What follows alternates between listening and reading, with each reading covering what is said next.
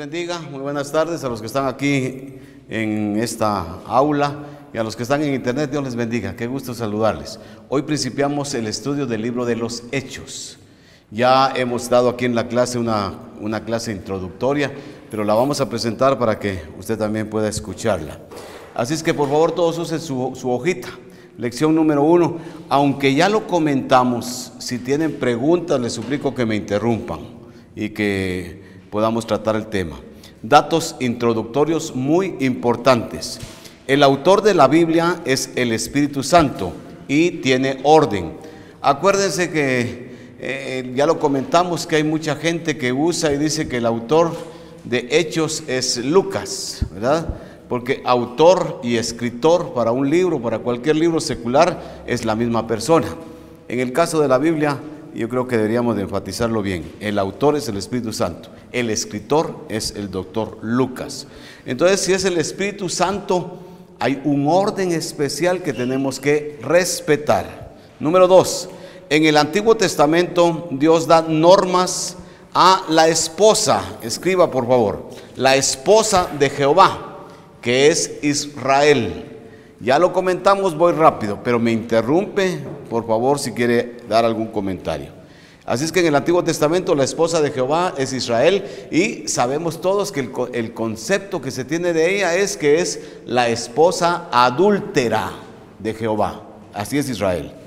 3. El Pentateuco. Para nosotros el Pentateuco, Génesis, Éxodo, Levítico, Números y Deuteronomio, los 5 primeros libros de la Biblia, o la Torá como ellos lo conocen, es la constitución de Israel. Si usted tiene claros estos puntos que ya mencioné en la lección pasada que estoy escribiendo aquí, usted va a tener claridad para entender la Biblia.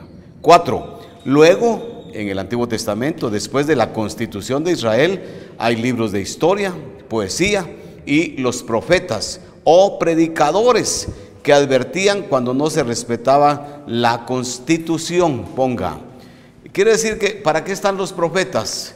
Los profetas solo estuvieron para advertir cuando el pueblo se estaba rebelando contra Dios. Esos eran, lean todos los profetas, en diferentes casos con diferentes reyes, ellos están advirtiendo de que va a venir un castigo porque no se respeta la constitución, la de Israel, que es la Torá o el Pentateuco para nosotros. Número 5. En el Nuevo Testamento, de la misma manera, es el mismo orden. Dios da normas para la esposa de Jesucristo, que es la iglesia. Así como hay normas para Israel, hay normas para la iglesia. Pues sí, es sencillo. 6. Las epístolas o las cartas son la constitución de la iglesia. Sencillísimo. 7. Luego hay historia, ustedes conocen la historia. Libro de Hechos que vamos a estudiar es historia, y hay profecía, un libro eminentemente profético. ¿Cuál es? Apocalipsis. Aunque todos los libros de la Biblia tienen profecía, libros eminentemente proféticos, o sea, de eventos futuros, de escatología, son Apocalipsis. Y en Antiguo Testamento usted encuentra Daniel, Ezequiel, eminentemente proféticos. Pero para el Nuevo Testamento estamos con el Apocalipsis. Bueno, estamos en el inciso A del punto 7, biografía. Los evangelios que hablan de Jesús son libros, algunos los conocen como libros biográficos. Yo les digo los evangelios, 4 evangelios. Los evangelios que son historia, solo que hablan la historia de Jesús, desde que nació hasta que murió y resucitó. Ahí están los 4 evangelios. Cada quien tiene un énfasis diferente, pero los 4 son biografía, son historia de el fundador de la iglesia, el esposo de la iglesia, Jesucristo. Y inciso B, biografía, también está el libro de los Hechos. No habla de Jesucristo directamente, sino habla del inicio de la iglesia. ¿Usted quiere saber cómo principió la iglesia? Lea Hechos, punto. Pero usted quiere saber cómo comportarse, lea epístolas. Es que yo voy a leer el libro de los Hechos para saber cómo me comporto. Usted está torcido, está equivocado. Aunque hay normas, aunque sacamos principios, porque de toda la Biblia se puede predicar, y en toda la Biblia sacamos principios, yo como iglesia de Jesucristo y conociendo la Biblia, yo sé que para vivir una vida cristiana correcta debo obedecer las epístolas. ¿Cuántos de ustedes son vulgares? ¿A cuántos se les salen las malas palabras? Efesios 4 dice no sea vulgar, punto. Pero qué sencillo. Y si Efesios dice no sea vulgar, yo no puedo decir malas palabras, hombre. ¿Cuántos eran ladrones? Ya no roben. No roben, usted no puede estar robando. Deje esas mañas. Ahora usted está en Cristo, ya no puede robar. Es sencillo. La fornicación, el adulterio, todos los temas los toca y nos da normas para vivir una vida cristiana de victoria. Epístolas, no el libro de Hechos. Los eventos futuros, inciso C, ponga futuros. Los eventos futuros los encontramos en el último libro, Apocalipsis. Ahora vamos con el punto número 8. Si Israel quiere obedecer al Señor, ¿qué tiene que hacer, hermanos? Debe primero conocer su constitución, que es el Pentateuco. Pentateuco quiere decir 5 rollos, hermano. 5 rollos, Pentateuco, 5 rollos. Génesis, Éxodo, Levítico, Números, Deuteronomio. ¿Y por qué rollos? Porque así eran los libros antes, ¿verdad? Eran rollos, pergaminos. 9. Si la iglesia quiere obedecer, debe conocer su constitución, igual que Israel. ¿Y cuál es la constitución de Israel, de la iglesia? Que son las epístolas. Ponga epístolas, por favor. O sea, la constitución de la iglesia son las epístolas. Para los de la iglesia, y oigan los que están en internet, nosotros tenemos unas hojitas de lectura en nuestra iglesia, pero no solamente de leer desde Génesis hasta Apocalipsis, porque llegaría uno hasta septiembre o octubre a leer las epístolas.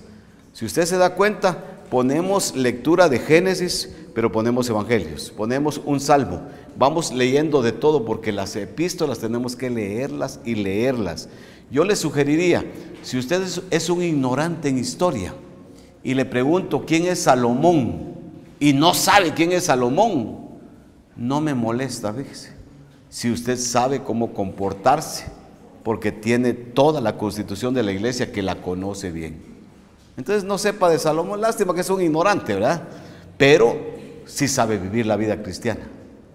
Ya lo comenté. Yo le repetía mucho a la gente, le decía, deje de estar leyendo salmos, hombre. No lean solo salmos. La gente lava su conciencia leyendo un salmo. Salmos son alabanzas. Y qué bueno que usted lea alabanzas para el Señor, pero lea cómo comportarse, cómo vivir en victoria. Eso es bien importante. El error de interpretación de muchos, ponga muchos, se debe a que tanto ellos como sus líderes, lamentablemente, hermanos, no saben distinguir el propósito de los libros y confunden la enseñanza. ¿Está bien? Vale, voy a poner un ejemplo. Mire, Hechos 15:20, ya vamos a llegar algún día a estudiarlo. No comer carne de ahogado y de sangre, el primer concilio de Israel. No comer carne de ahogado. ¿Sabe qué es comer carne de ahogado? Ya lo sabe. A la gallina le tuercen el pescuezo, se lo estiran así y ella se queda así muriendo. Mire, ella se ahogó en su sangre. Eso no se puede comer, según Hechos. ¿Cuántos de ustedes preguntan cómo mataron al pollo que se comieron? ¿A usted qué le importa cómo lo mataron? Usted se lo come. Y si lo mataron ahogado, ¿qué hacemos? Hechos dice que no coman carne de ahogado, ni sangre. No se puede comer moronga, según Hechos. Pero como Hechos no es mi constitución, sino que era un proceso de principiar la iglesia. Ya cuando está la iglesia establecida, ya cuando tiene sus normas, dice Pablo, de todo coman, solo que den gracias, porque la comidita se santifica con la oración. ¿Se da cuenta qué diferencia?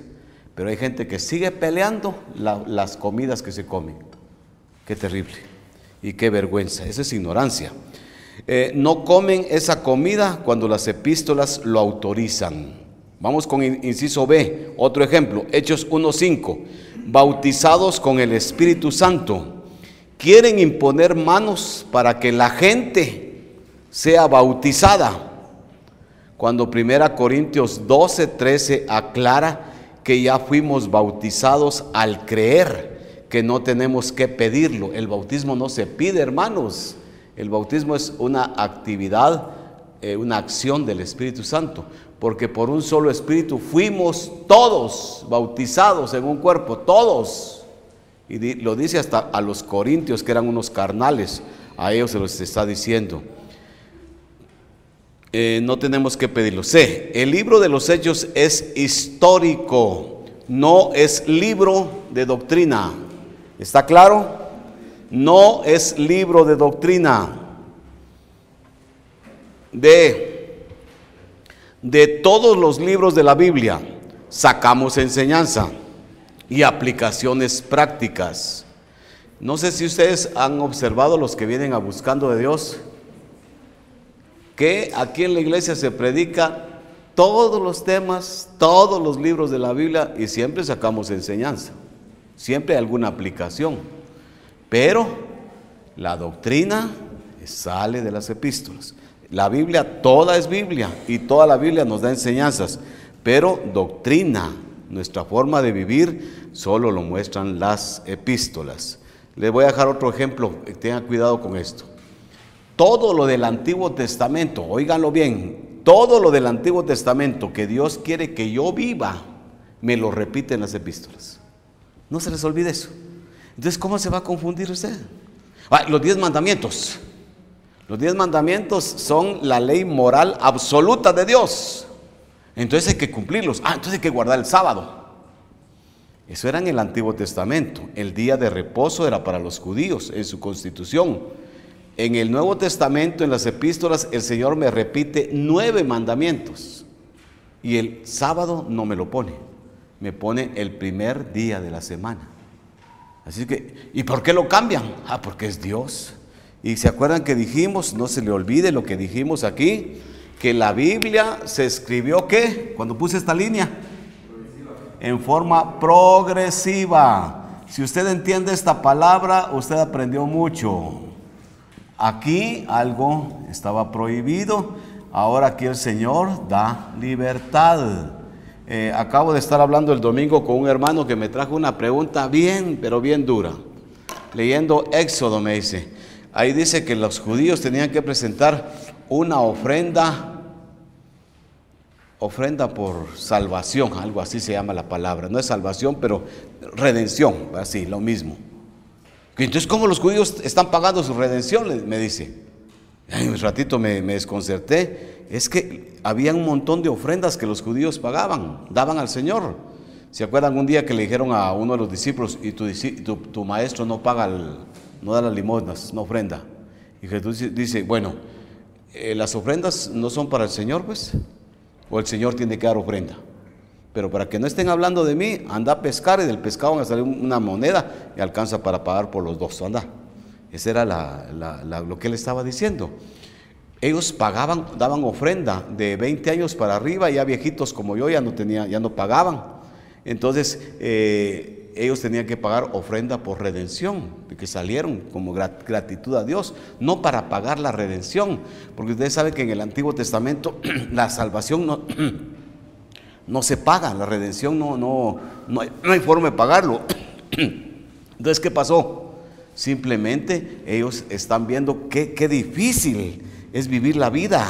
Mire, si usted vive en el Antiguo Testamento, es un montón de normas, es un montón de requisitos que casi lo ahogan a uno. Y dice, ¿pero por qué vivir así? Porque usted quiere hacer algo para salvarse, usted está perdido. Y entonces estamos todos ahogados y la misma ley nos está llevando hacia el resultado final. ¿Cuál es el resultado final? Jesucristo. Jesucristo es nuestro resultado. En Él se encuentra toda la bendición. En Jesucristo encontramos toda la solución. Bueno, termino. De todos los libros de la Biblia sacamos enseñanza y aplicaciones prácticas. Necesitamos la sabiduría y dirección de Dios. Si una persona predica Antiguo Testamento y no sabe cómo aplicarlo, le va a exigir a usted que guarde el sábado. Le va a exigir a usted que no coma no sé qué comida. Esa es una ignorancia. Necesitamos la dirección de Dios y conocer la Biblia por cómo se escribió, qué propósito tiene para poder enseñar correctamente. Bueno, continuamos en la próxima.